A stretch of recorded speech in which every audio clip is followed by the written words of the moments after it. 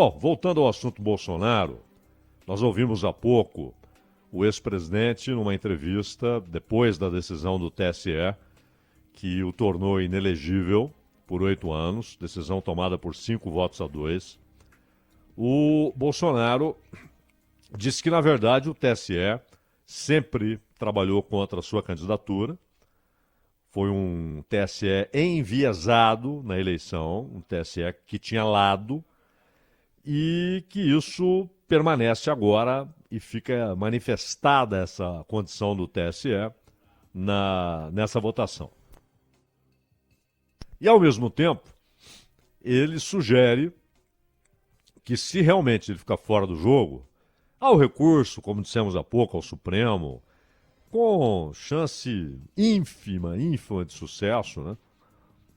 Todos os indícios são de uma rejeição aos recursos da defesa no próprio TSE, que seria meramente protocolar esse recurso, ou no Supremo Tribunal Federal. E um caminho incerto, ainda mais especulado do que firmado, de um projeto de lei que anistiaria os condenados por crimes reconhecidos pela Justiça na eleição de 2022, e é nesse contexto que se insere o Bolsonaro, então uma eventual anistia iria alcançá-lo.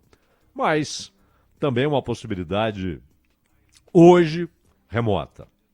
E por isso ele falou que essa decisão praticamente provoca um WO em 2026.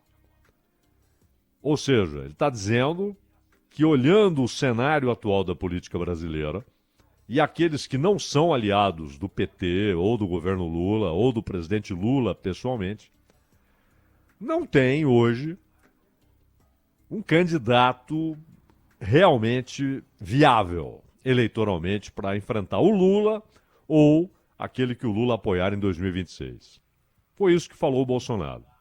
Ele deixou claro que não enxerga, neste momento, alguém que possa ocupar a vaga que ele deixa por força da decisão do TSE. Ora, é interessante a gente notar que o Bolsonaro, ele carrega da eleição do ano passado uma votação altíssima, não é? A diferença foi pequena. Ele teve quase metade dos votos válidos no segundo turno. E o Lula pouco mais que a metade. Então essa diferença, ela mostra que o Bolsonaro saiu da eleição com um capital político muito alto. Pode perdê-lo? Claro. Qualquer um pode perder. Vejam o que aconteceu com Aécio Neves. O Aécio Neves saiu da eleição de 14 muito forte como líder da oposição, porque ele teve voto para burro. A eleição com a Dilma foi apertada no segundo turno.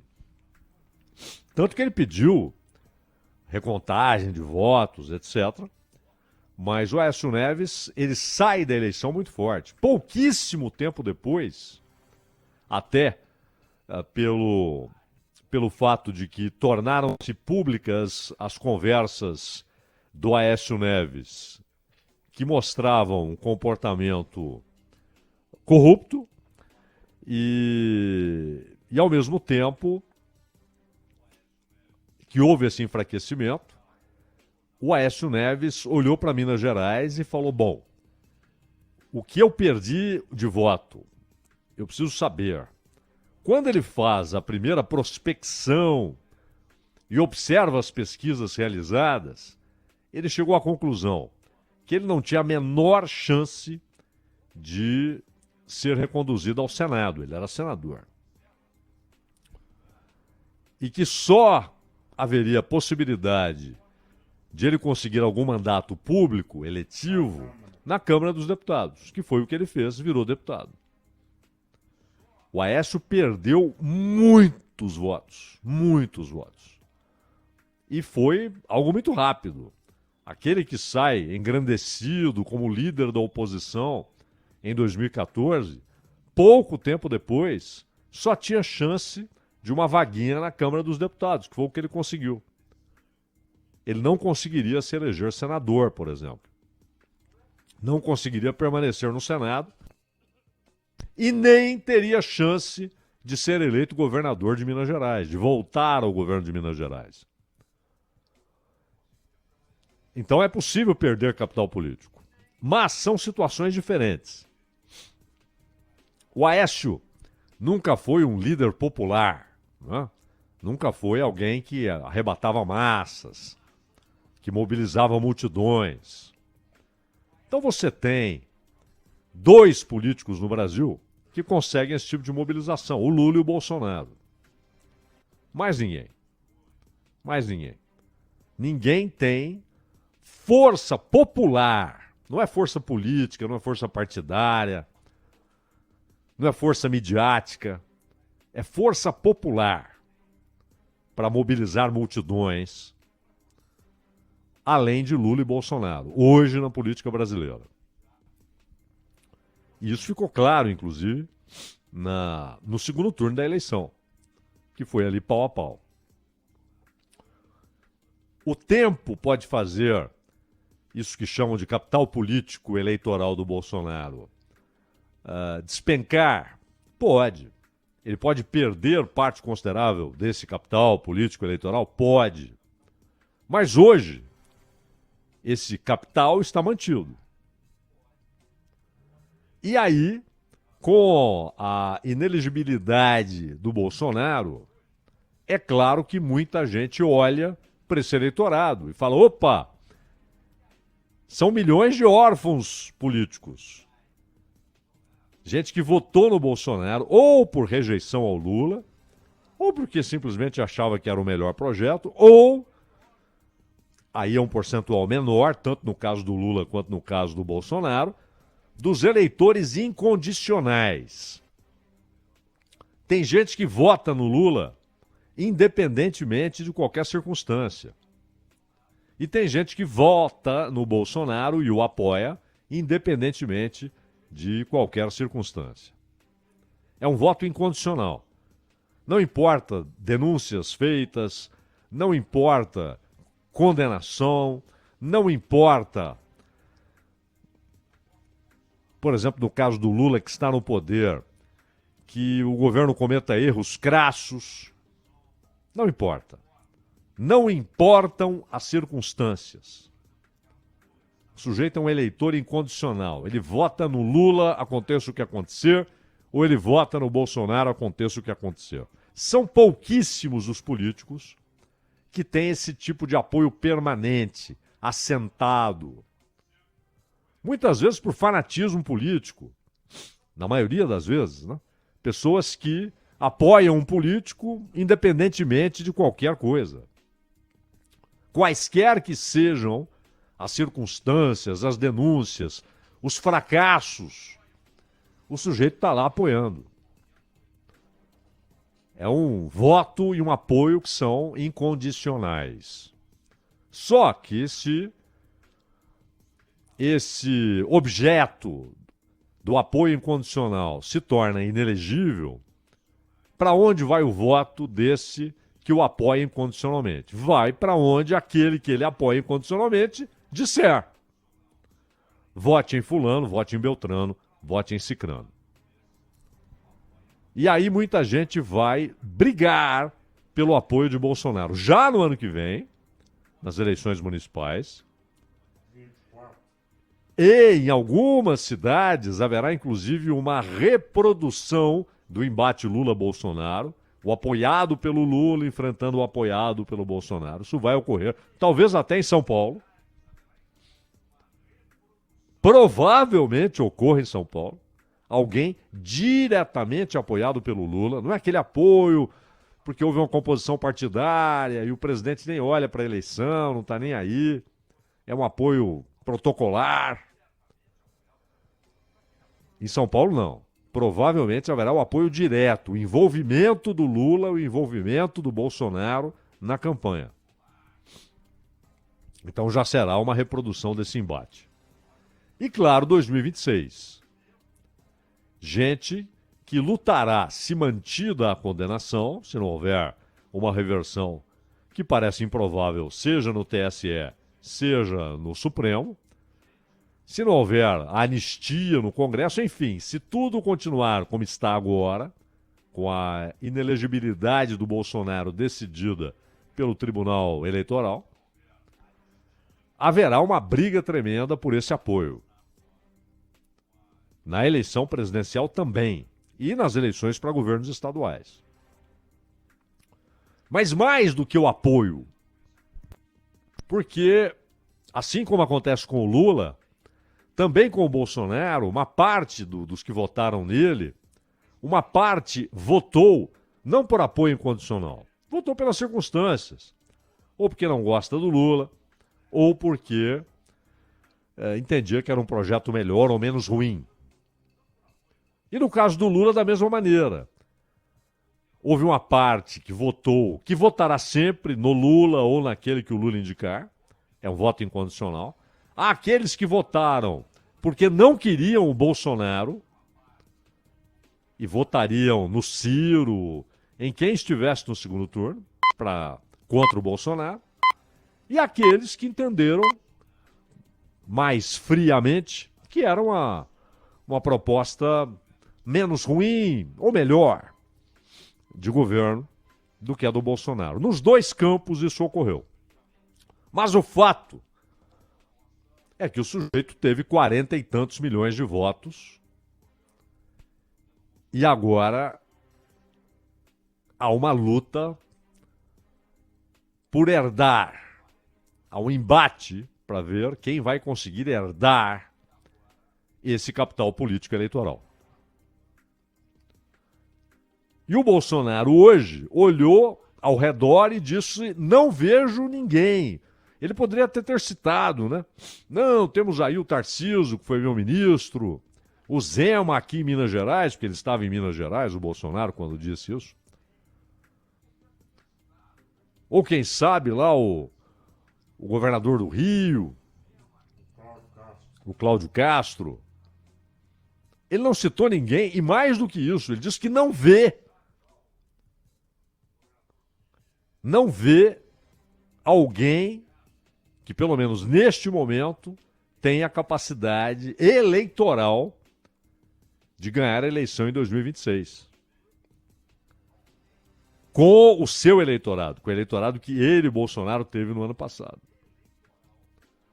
Mas independentemente dessa declaração, que basicamente é o seguinte: se eu não estiver lá, pelo menos hoje, não há ninguém que possa ocupar esse lugar para o embate com o PT.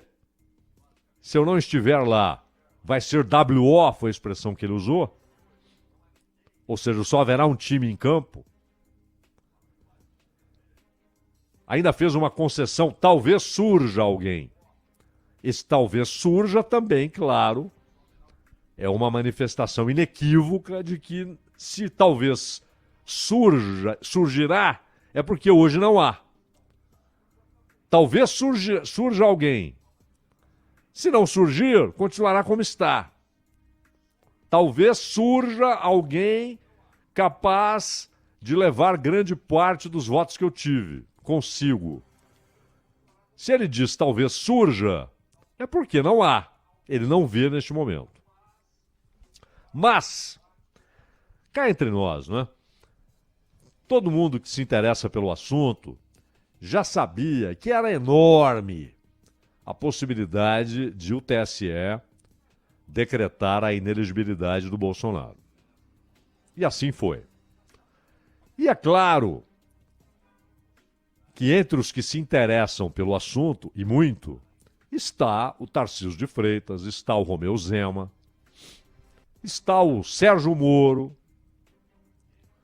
e alguns hoje menos conhecidos, menos cotados, mas que sabem que em um ano e meio, você consegue uma ascensão política extraordinária. Isso aconteceu com o Fernando Collor, outro que, aliás, foi feito inelegível. O Bolsonaro é o terceiro, né? O primeiro foi o Collor, mesmo tendo renunciado, tecnicamente foi uma renúncia antes da votação do impeachment, mas o resultado foi reconhecido pela justiça, ele ficou inelegível.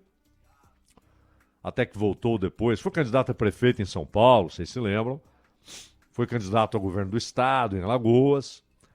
E depois voltou ao Senado, né, eleito senador, etc. Agora está sem cargo, porque ele disputou o ano passado o governo de Alagoas e perdeu. Mas ele foi o primeiro presidente tornado inelegível numa situação democrática, né? Porque aconteceu com Juscelino Kubitschek na ditadura militar. E aconteceu com Lula. O que só foi mudado por decisão do Supremo, que anulou a condenação em primeira instância na 13ª Vara Federal de Curitiba e, consequentemente, produziu a anulação também da condenação em segunda instância, já que a decisão em segunda instância tinha como ponto de partida o processo em Curitiba.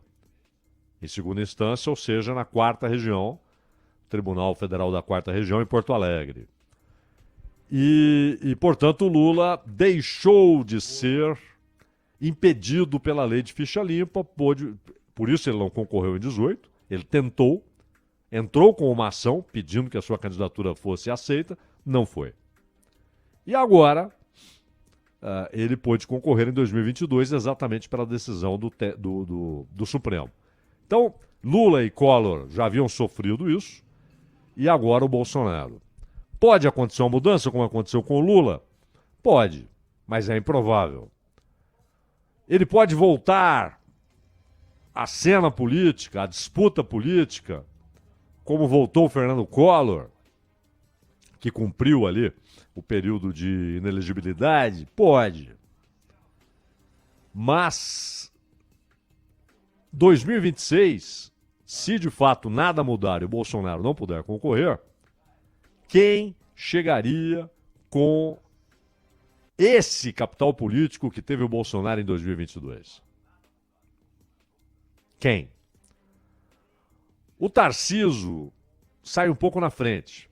Primeiro, ele carrega para tocar esse eleitorado, para fazer com que esse eleitorado olhe para ele, ele carrega a condição de ex-ministro do Bolsonaro. Ele foi ministro do Bolsonaro.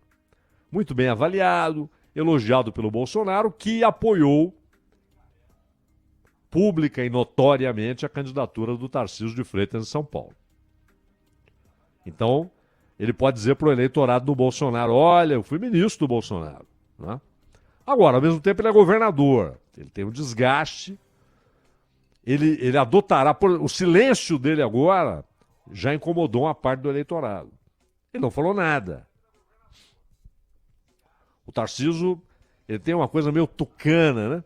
De evitar se posicionar em certas situações. E, ao mesmo tempo, ter portas abertas para escolher direções, às vezes, opostas. Não há dúvida. Então, ele tem diálogo com gente que não dialogava com o Bolsonaro, gente com quem o Bolsonaro não dialogava. Ele é muito diferente do Bolsonaro. Mas ele vai ter duas opções: a reeleição, tentar a reeleição, ou tentar esse voo mais alto da presidência. A saída do Bolsonaro do jogo faz o Tarcísio olhar com mais atenção para essa possibilidade. Mas ele terá sempre a alternativa de falar: não, ainda é cedo, vou deixar para 2030, agora eu vou tentar a reeleição. É algo mais realizável, né? Mais factível. Já o Zema não tem essa alternativa. O Zema está no segundo mandato e, portanto, não pode concorrer outra vez ao governo de Minas Gerais. O Zema, ele ainda costuma trabalhar com ares de um diletante, não é? Eu não sou um político profissional, não preciso disso. De fato, ele é muito rico, né? E se ele deixa a política, do ponto de vista financeiro, nada muda na vida dele. Ele tem, inclusive, negócios que fazem com que a política não seja meio de vida. Ele é rico. E não pode se candidatar de novo ao governo de Minas. Agora, imediatamente, em 2026. Se ele quiser continuar na política, porque ele parece gostar desse troço, ele pode pensar no Senado, um caminho quase natural, né, de governadores, gente que já não pode se candidatar à reeleição, olha para o Senado. O Senado é um sossego, né? 8 anos de mandato. Então o sujeito tem 8 anos para ficar ali. E aí é que ele vai pensar numa disputa eleitoral só a partir do 7º ano de Senado, é que ele olha, bom, ano que vem tem eleição. Agora eu preciso tentar renovar meu mandato ou tentar outra coisa na vida. O Senado é atraente. O Senado é um ambiente mais tranquilo que a Câmara, bem menos gente, né? Na Câmara são 513, no Senado são 81. Não todos, mas boa parte ali constituída de veteranos, né? Gente que trata a política de maneira mais sossegada. Gente que olha o Senado, inclusive, como a pré-aposentadoria. É um ambiente mais tranquilo e tal. Mas se o Zema quiser mergulhar mesmo na política e quiser cargo executivo, só lhe restará disputar a presidência. Porque o governo do Estado ele não pode mais. Só lhe restará a presidência. O Zema foi um dos muitos que se elegeram de carona com o Bolsonaro em 2018. O João Dória foi outro. O João Dória, virou o Bolsodória, né? Botava a camisetinha amarela, o Bolsodória. Depois, assim que tomou posse, já se afastou, né? E depois virou oposição e até inimigo pessoal. Havia ofensas pessoais ali, principalmente da parte do Bolsonaro, que várias vezes usou expressões inadequadas, né, para se referir ao Dória. Mas eles viraram inimigos. Mas o Dória foi eleito ali de carona com o Bolsonaro. Dória, aliás, que volta a dar sinais de que está com saudade da política. Tem feito comentários, começa a criticar o governo, embora faça alguns afagos na administração do Ministério da Fazenda pelo Haddad.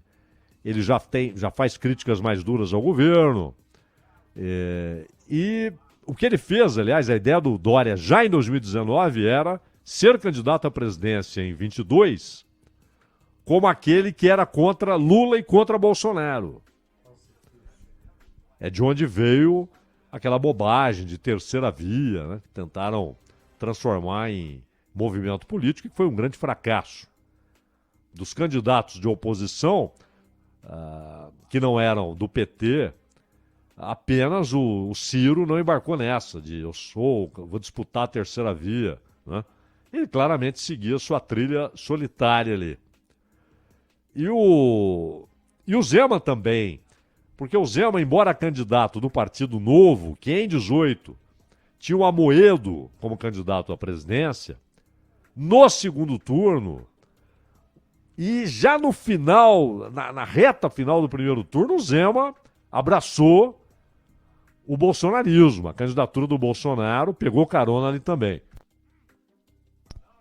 E diferentemente do Dória, ele nunca, depois de eleito e empossado, depois que assumiu a cadeira em 2019 do governo de Minas Gerais, ele não tornou-se oposição ao Bolsonaro. Ele não se virou contra o Bolsonaro. Diferentemente do Dória, que foi eleito na base do Bolsodória e no primeiro dia de governo já manifestava que seria oposição ao Bolsonaro, como foi. O Zema não. Tanto que na candidatura à reeleição em Minas Gerais, o Zema teve apoio do Bolsonaro. Havia inclusive candidato ali que se dizia alinhado ao Bolsonaro e tal, mas a simpatia do Bolsonaro era pelo Zema, até porque era o candidato que ele via com viabilidade eleitoral e o Zema foi reeleito. Então o Zema também pode olhar para esse eleitorado do Bolsonaro, pode olhar e dizer, olha, eu sou o cara que deve ter o apoio de vocês. Vocês não têm o Bolsonaro, não há essa opção. E o Zema, ele é menos maleável do que o Tarcísio, né? Muitos enxergavam, quando o Sérgio Moro apoiou abertamente o Bolsonaro no segundo turno, muitos enxergavam que o Moro ali já fazia um cálculo. Se o Bolsonaro perder, esse apoio que eu dei a ele no segundo turno, inclusive no debate na Bandeirantes, o Moro estava ali na linha de frente e tal. Se o Bolsonaro perder, eu posso ser o herdeiro da votação que ele terá. Foi a aposta feita pelo Sérgio Moro, mas as coisas desandaram consideravelmente para o ex-juiz, ex-ministro da Justiça. Enfim, pode aparecer, como disse o Bolsonaro, pode, mas é apenas o começo do embate pela vaga aberta por essa decisão do TSE.